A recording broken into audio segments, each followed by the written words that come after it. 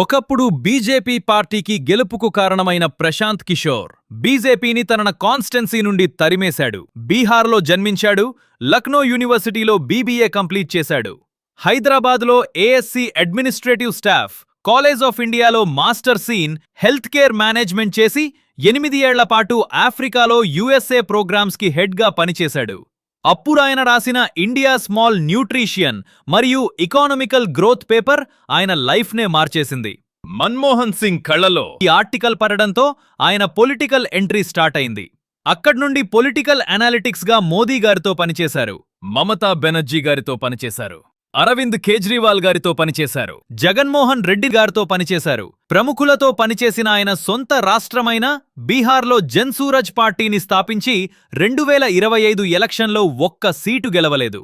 కానీ పట్టువదలని విక్రమార్కుడిలా ఈసారి ఆయనే బంకిపూర్ బరిలో దిగి 8 నెలల క్రితం 51,000 మెజారిటీతో గెలిచిన బీజేపీని అదే బంకిపూర్లో 19,000 మెజారిటీతో ఓడగొట్టాడు.